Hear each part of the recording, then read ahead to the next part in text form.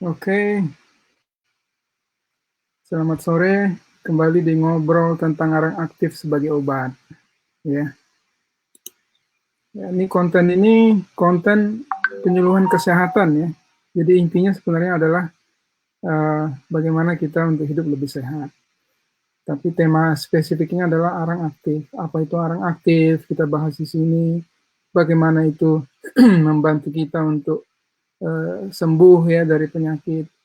Dan ini bukan informasi yang asal-asalan atau informasi yang tidak jelas, tapi kita sudah sering paparkan bahwa informasi ini adalah informasi yang berdasarkan ya tulisan para ahli ya. Kebetulan kebetulan tadi ada karena konten ini ada selain live di Facebook, ini juga rekamannya ada di Facebook dan ada di YouTube.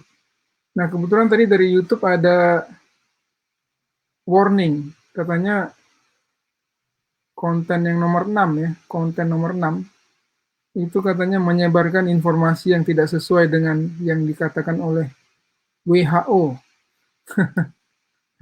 Nah, jadi ini memang zaman sekarang ini Google dan Facebook ini sudah menjadi uh, badan sensor. Padahal kita di sini hanya memberikan informasi yang uh, sudah biasa ya. Nah, nanti saya akan memberikan bantahannya. Oke, seperti biasa ini mungkin lagi pada sibuk ini ya, mendekati buka puasa.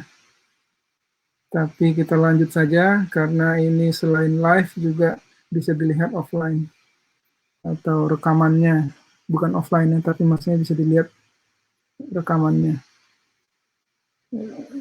Oke, untuk memulainya kita kembali mau lihat ada pertanyaan ya. Ini pertanyaan dari YouTube ya. Ini di YouTube itu ada rekamannya. Ini ada pertanyaan dari saudara atau saudari ya, kurang tahu saya. Ervis. Pertanyaannya adalah sebagai berikut. Pak, saya mau minum arang aktif ini untuk obati asam lambung saya ini. Caranya gimana? Apakah untuk asam lambung aman meminum air arang ini? Begitu. Gimana nih?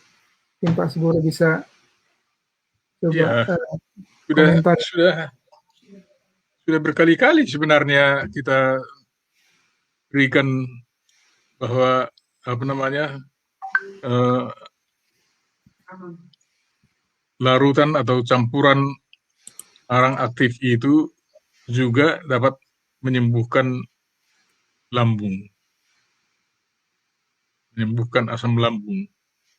Tapi lebih daripada itu, selalu kita ingatkan supaya masing-masing yang ada kecenderungan lambungnya sakit, ya supaya hati-hati mengenai soal berpikirnya. Dia itu harus uh, menjauhkan diri ataupun berusaha untuk tidak stres, untuk gampang stres kalau ada masalah gitu ya. Jadi harus lebih lebih berpikirnya lebih rasional lah gitu, ataupun lebih berani. Jangan umpamanya menjadi kacau pikirannya, gampang gampang pikiran itu tidak tentu lagi. Nah, itu dapat Gampang membuat khawatir mungkin ya. itu membuat kekhawatiran, dan asam lambung pun akan tidak bisa dihentikan. Biar dokter dari manapun akan selalu mengalami kesulitan untuk menyembuhkan itu. Dan obat apapun juga akan sulit untuk mengendalikan asam lambung. Kecuali pikiran si orang yang sakit itu juga dia kendalikan untuk tidak selalu khawatir dalam hidup ini. Jadi memang rada sulit, tapi sulit-sulit gampang. Sulit artinya kalau orang yang sakit itu sendiri tidak dapat mengatasi itu dalam dirinya sendiri. Gampang kalau itu sudah dapat diatasi tanpa obat pun, itu memang obatnya itu. Jadi itulah jawab kami ke sini. Nah, kalau soal penggunaan arang aktif itu kepada orang yang sakit lambung, itu boleh saja, tidak ada apanya, tidak ada larangannya. Tapi supaya itu dengan cepat dapat bermanfaat, yaitu harus mengendalikan pikiran, jangan stres, jangan khawatir hidup ini. Jadi dengan demikian maka itu pun akan dapat teratasi. Saya kira seperti itu kami punya ulangan. Lebih lanjut dilihat di dalam dalam catatan-catatan kita, itu sudah lama kita Rekaman. berikan penjelasan seperti itu. Ya, jadi setiap penyakit itu tentu ada sebabnya. Jadi kalau sebabnya tidak diperhatikan, walaupun ada obat yang hebat menyembuhkan penyakit itu, kalau sebabnya tidak diperhatikan, dia akan kembali lagi. Ya, begitu. Nah ini, Jadi, ya. Jadi di samping umpamanya terutama menjauhkan kecemasan dari pikirannya, ya itu tentu pola hidup sehat harus diusahakan. Artinya makanan terjaga, terus istirahat cukup, bergerak badan ada, dan sebagainya. Ya, oke, ini saya tunjukkan salah satu ya. Sebenarnya sudah beberapa kali dibahas ada di video-video yang lalu. Ini mungkin salah satu dari situ mengenai asam lambung. Dan beliau ini, Pak Daniel ini juga punya YouTube channel dan banyak dia bahas di situ. Jadi di YouTube ini saya tuliskan juga channelnya beliau ya. Jadi bisa dilihat di situ. Ini adalah konten keberapa ya? Tinggal di search saja. Jadi ada mengenai di search penyakit lambung gitu ya, itu pasti keluar. Mungkin kalau saya play mungkin nggak kedengaran. Sebenarnya kan orang-orang kampung tuh suka pakai juga, tapi hanya biasanya untuk dipakai kalau untuk orang Kalimantan biasanya itu untuk gigitan ular berbisa katanya. Nah seperti itu. Nah jadi saya jelaskan lebih hubungannya dengan kesehatan. Ya, jadi waktu saya di Kalimantan itu biasanya saya jelaskan berbagai Kayung Utara. Jadi tuh Kayung Utara itu salah satu kecamatan di sampai muntah darah, Pak. Nah ini kisah nyata ya. Dan akhirnya di salah satu itu ada saya penyuluhan kesehatan. Nah setelah itu ada salah satu guru memberikan informasi ke Ibu Dah ini bahwa coba di sini bisa dicobakan konsumsi arang aktif. Nah, akhirnya beliau coba 1 botol, tapi memang reaksi yang beliau rasakan itu 2 minggu pertama itu memang tidak nyaman, berkeringat dingin, perut rasanya semakin sakit. Nah, tapi puji Tuhan di botol kedua, di botol ketiga itu beliau lambungnya itu sudah sembuh, muntah darahnya sudah berhenti, sesak napasnya pun sudah hilang.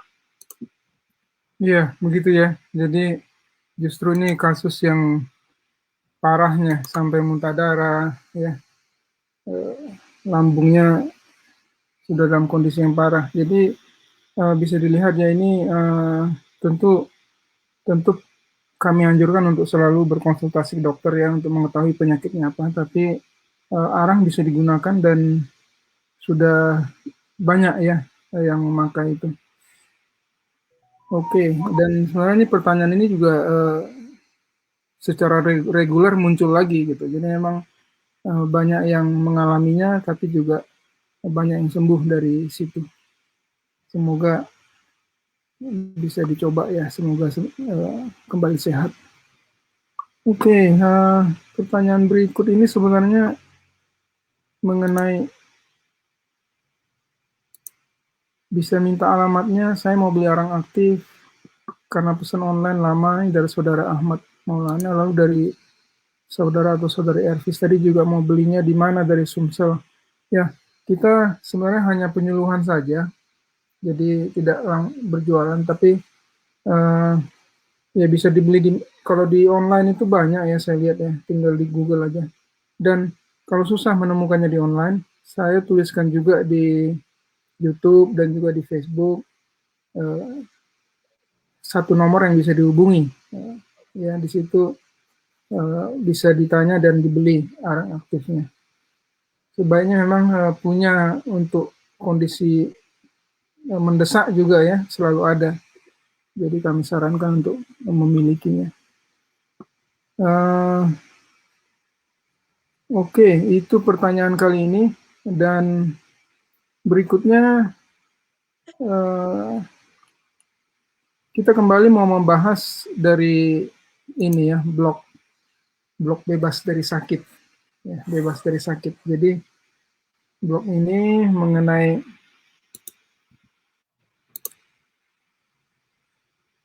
apakah mungkin bebas dari sakit? Ya, tentu saja, karena harusnya manusia itu diciptakan Tuhan untuk bisa bertahan dari serangan penyakit ya. Itu yang disebut dengan imunitas. Ya,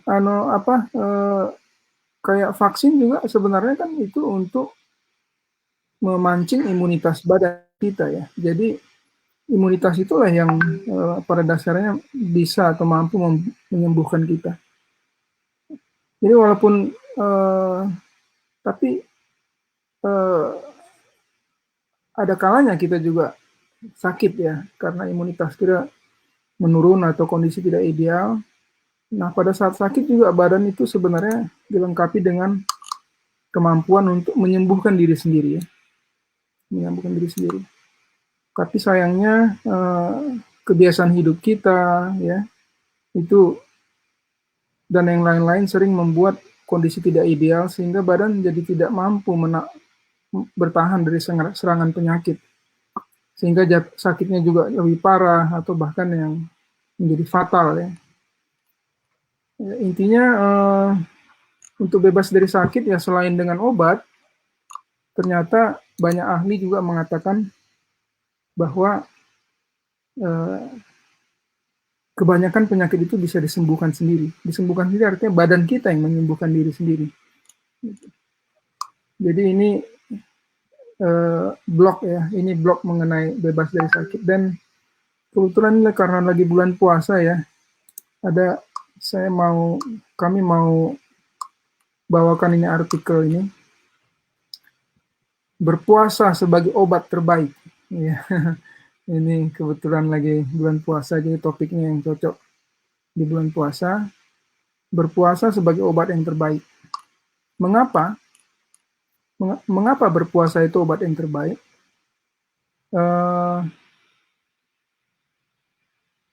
Saya bacakan nih. Tubuh kita secara alamiah dalam banyak kasus penyakit, obat terbaik adalah bagi pasien untuk berpuasa 1 atau 2 kali makan. Jadi istirahat makan gitu. Misalnya makan siang dihilangkan atau makan malam gitu ya. Atau dua-duanya. Agar organ pencernaan yang bekerja terlalu keras memiliki kesempatan untuk beristirahat. Pola makan buah selama beberapa hari seringkali memberikan bantuan besar bagi pekerja otak. Jadi bisa berpuasa sama sekali atau hanya makan buah.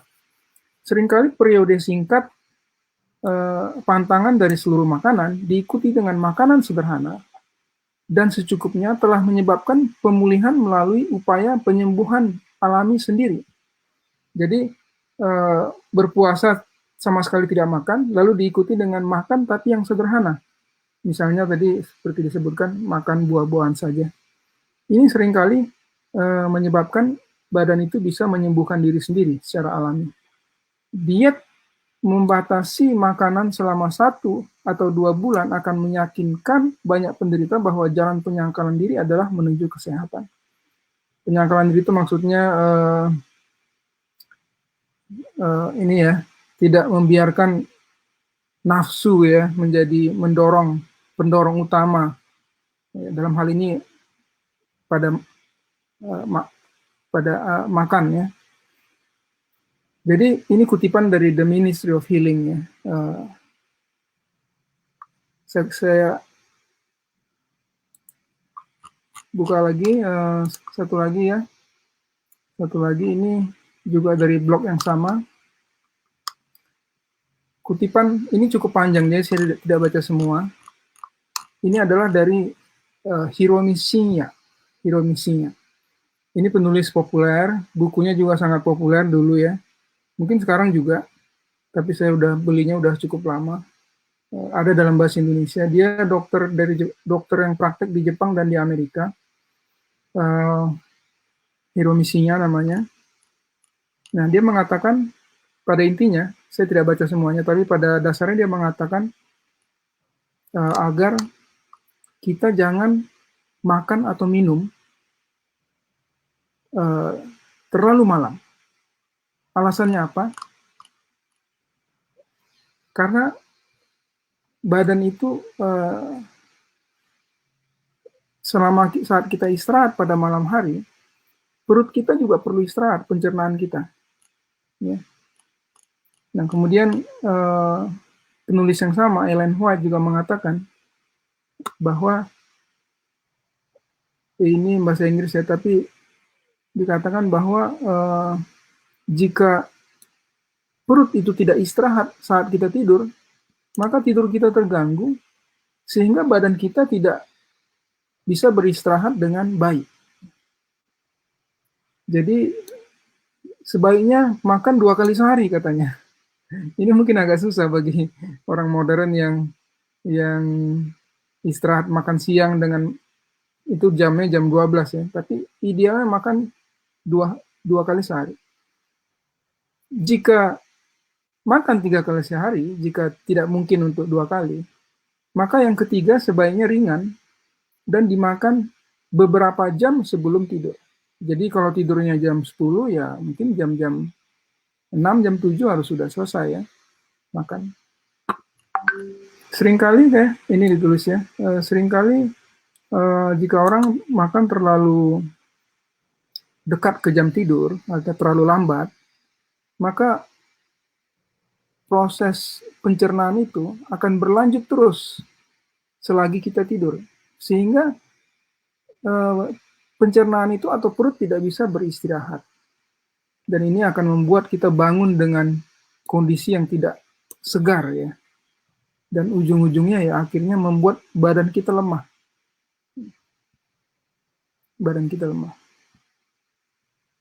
Nah, kira-kira itu 2 yang mengenai puasa. Jadi puasa itu baik untuk membuat perut itu beristirahat, dan juga bagus untuk mengurangi volume makan malam dan memakannya beberapa jam sebelum tidur. Jangan terlalu dekat ke jam tidur.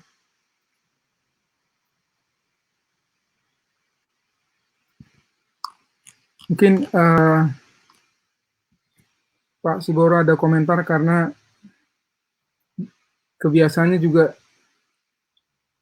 makan seperti yang dituliskan ini ya. Ya, baik. Jadi betul sekali yang dikatakan itu, dan memang salah satu yang perlu diingat bahwa badan itu sendiri mempunyai jam sebenarnya atau waktu yang tertentu bagi dia. Jadi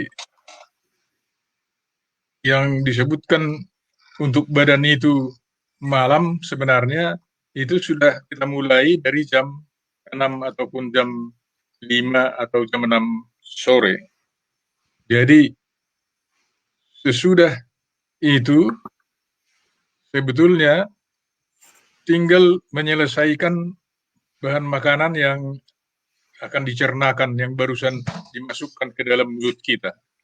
Kemudian sudah itu, selain daripada mencernakan makanan itu dan untuk memprosesnya ke dalam tubuh kita, dan juga dalam pada itu badan itu sendiri akan memperbaiki badan kita, bagian-bagian tubuh kita yang rusak pada waktu kita beraktivitas sepanjang hari dan juga pada waktu makan itu.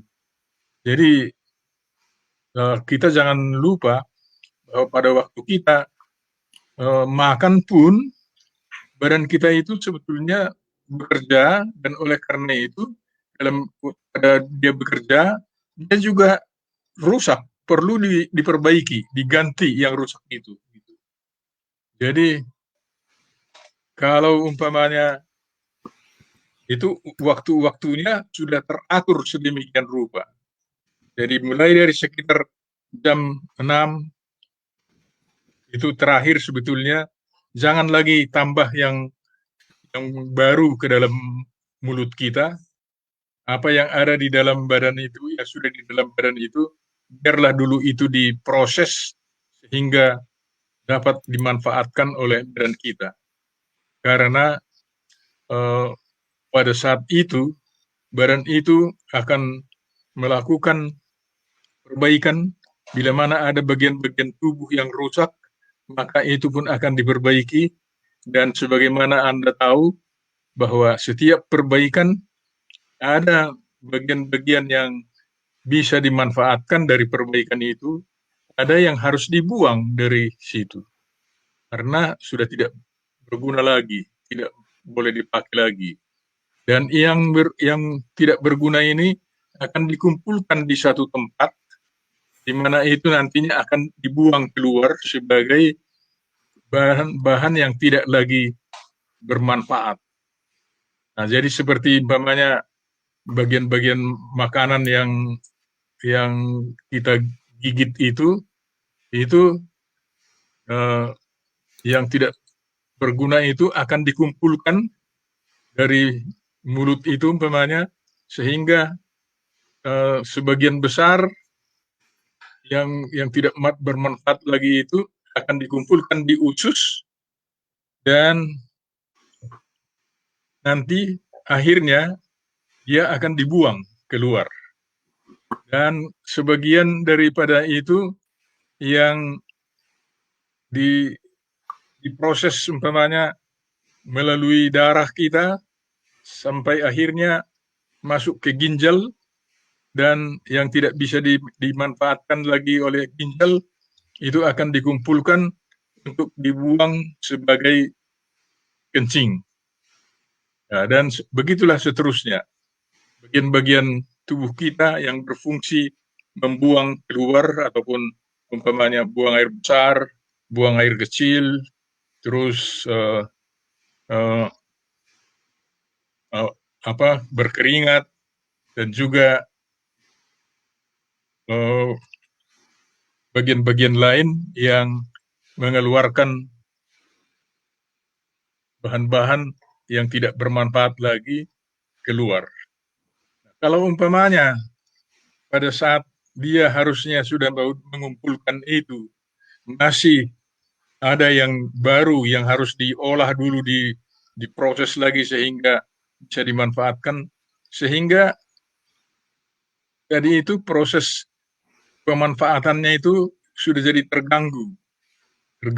Akhirnya selain daripada itu tidak bisa dimanfaatkan oleh tubuh kita karena terganggu, juga sampah-sampahnya itu ataupun bagian-bagian yang tidak bisa dimanfaatkan itu akan menjadi sesuatu yang merusak karena mengganggu, yang harusnya sudah tidak lagi membuang, tapi harus ditunggu membuang itu dulu, maka terganggu prosesnya. Sehingga dengan demikian itu akan membuat kita jadi sakit. Padahal itu yang kita sebut jadi racun bagi tubuh ya. Ya. Jadi mungkin kita terlalu kejam kita dengarnya, kalau saya bilang itu menjadi racun di dalam tubuh, tapi sesungguhnya memang demikianlah dia.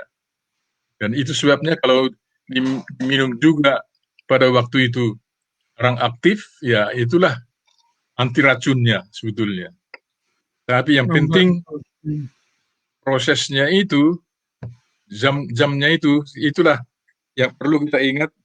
Tubuh kita memproses makanan antara jam 6 sampai jam 10 malam. Jam 10 malam ke jam 2 atau jam 1 itu memperbaiki badan kita yang rusak. Seperti umpamanya saya kerja berat, itu pun membuat sel-sel tubuh saya juga perlu diganti dengan yang baru. Dan yang lama itu harus dibuang, yang sudah tidak bisa bermanfaat lagi. Dan sambil pada akhirnya itu dikumpulkan semua yang tidak bermanfaat itu lagi. Sudah jam 3 ke atas, itu sudah dikumpulkan semua ke bagian-bagian ke dekat-dekat pembuangan, seperti ke usus, ke ginjal, dan ke bagian-bagian lain. Dan sehingga jam 5, jam 6, itu nanti akan kita buang air besar atau buang air kecil. Jadi oleh karena itu, Bapak Ibu sekalian, jangan abaikan ataupun jangan anggap enteng buang air besar dan buang air kecil. Kalau sudah terasa, segera lakukan kalau memang bisa. Kalau ditahan-tahan umpamanya itu, nanti lama-lama jadi tidak terasa lagi. Apalagi zaman modern sekarang, mungkin bangun pagi-pagi jam 5 atau jam 5, terus sudah teringat pekerjaan, padahal belum ke belakang. Terus lihat berbunyi lagi jam, kita belum sempat pergi ke toilet, sudah terus ke mobil. Nah, nanti aja lah di kantor gitu, karena nggak sempat lagi. Sudah sampai di kantor umpamanya, sudah langsung menunggu di atas meja kita yang harus dikerjakan. Sehingga lupa bahwa tadi belum buang air besar. Nah, itu lama-lama akan membuat badan kita menjadi sakit. Jadi, itulah prosesnya. Jadi, jangan makan lebih lambat daripada kalau boleh jam-jam 6 penghabisan, dan jangan makan makanan yang terlalu berat pada sore hari, karena tidak berapa lama dari situ badan itu akan memproses yang sudah masuk ke dalam badan kita dan memanfaatkannya gitu. Ya. Jadi tapi banyak orang juga umpamanya banyak yang kurang makan, tapi banyak juga yang sangat kelebihan makan. Contohnya sudah makan tadi di kantor jam 12, terus sebentar lagi bertemu dengan relasi lagi, makan lagi, dan sudah itu tidak berapa lama bertemu dengan seseorang, makan lagi, pulang ke rumah, masih makan lagi karena dengan keluarga dan seterusnya.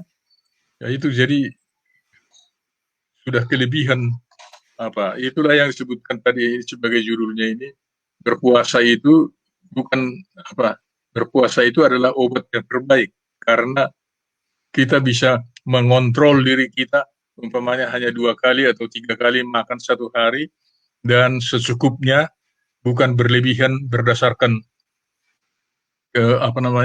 berdasarkan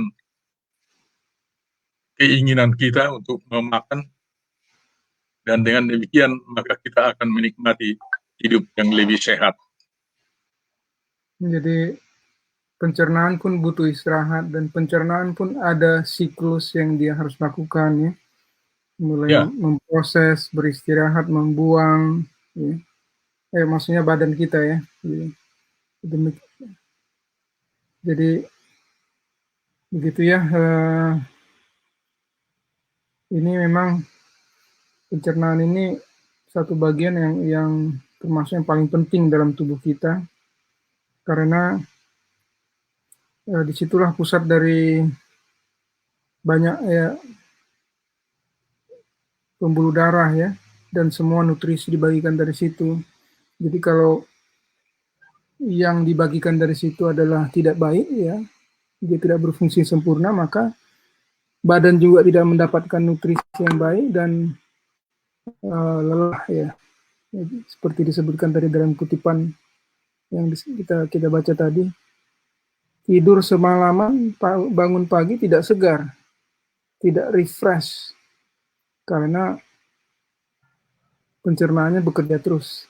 Nanti bangun pagi, siang, sore, makan terus lagi. Jadi nggak ada waktu Ya, untuk istirahat. Oke, demikian sudah setengah 5.30, 17.30 ya.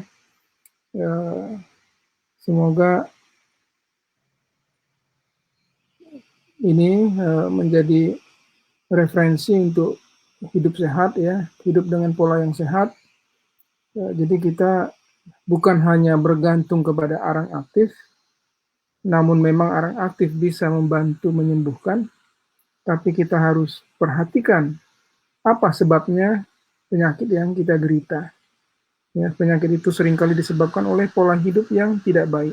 Salah satunya adalah makan berlebihan, makan terlalu lambat, makan tiada henti, sehingga pencernaan tidak punya kesempatan beristirahat. Jadi pada saat kondisi begitu, berpuasa adalah obat yang terbaik katanya. Jadi biarkan dia berpuasa dulu 1-2 kali, makan di skip ya, dihilangkan, sehingga tuh badan itu bisa pencernaan itu bisa pulih dari kelelahannya. ya. Jadi yang terbaik sebenarnya kita makan besar ataupun makan lebih banyak pada waktu pagi hari dan sore paling sedikit. Atau kalau seperti tadi dikatakan kita ganti dengan makanan kecil, bahkan kalau makan buah-buahan itu pun tidak berlebihan pada waktu sore atau sudah menjelang malam gitu. Karena malam sebenarnya badan itu semua pada dasarnya harus sudah beristirahat karena sepanjang hari dia bekerja keras ataupun melakukan tugas-tugas yang tidak mudah gitu. Baik badan maupun isi daripada badan kita melakukan pekerjaan yang cukup berat. Oleh karena itu perlu beristirahat. Dalam istirahat inilah waktu yang digunakan untuk memperbaiki yang sudah rusak, mengganti yang tidak bisa dipakai lagi, dan seterusnya. Jadi makanya berpuasa dapat sebagai obat yang terbaik. Oke, terima kasih. Kalau gitu kita sampai di sini dulu, kita tutup ya. Sampai berjumpa lagi minggu depan pada jam 17.00 waktu Indonesia bagian Barat. Hari Minggu depan. Baik. Terima kasih.